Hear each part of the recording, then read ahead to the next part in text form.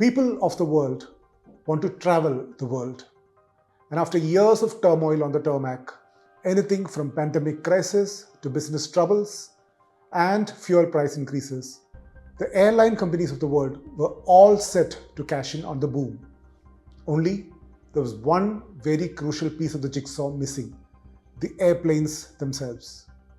Because there is an acute shortage of new passenger aircraft being manufactured, which means the booming aviation markets of the world, like India, may not get the about 2,000 aircraft on order by its airlines like Indigo, Air India, and Akasa.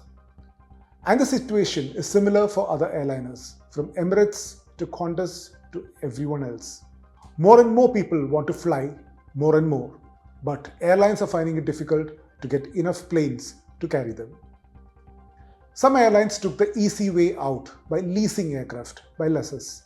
But as Air India CEO Campbell Bilson complained a month ago, every suitable jet available in the world has been leased already. The issue here is that despite the innumerable number of airline companies, there are just two globally accepted manufacturers of big aircraft: Europe's Airbus and America's Boeing. And that's where the problem starts from.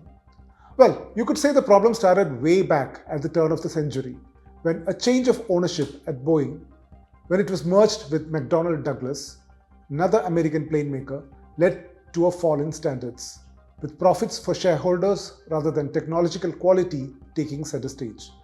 This led to cutting corners, which are now widely accepted to have led to two Boeing 737 MAX crashes, leading to grounding of the aircraft for several months all across the world. Since then, Boeing has been lurching from one crisis to another, ranging from whistleblowers alleging cutting corners and use of substandard materials that could lead to aircraft malfunctioning, like what may have happened with Air India AI 171 last month. Boeing has also had strikes, regulators stepping in, and even a secret deal to absolve it of the two Boeing 737 MAX crashes from a few years ago. Now, all this would have been bad enough, but add to that COVID, and it was a case of one perfect storm after the other coming together. So it's like this: COVID led to much of plane manufacturing coming to a stop. But once the world opened up, airliners realized that there was a boom in pent-up demand. Everybody wanted to fly. The problem? Since COVID seemed so universal and possibly long-lasting, aircraft manufacturing had come to a crawl at both Airbus and Boeing.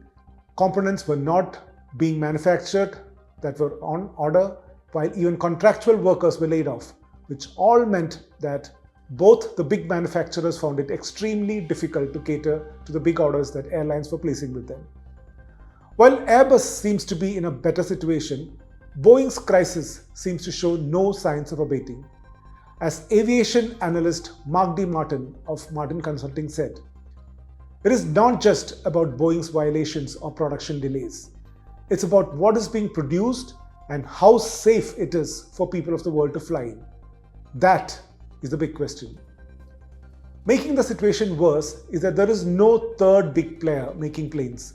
Brazil has its Embraer, but its focus has always been on smaller planes. China's COMAC, that's short for Commercial Aircraft Corporation of China, could be the next big bet, but the European certification it needs to be a viable alternative has now been delayed by 3 to 6 years, according to the European Union Aviation Safety Agency.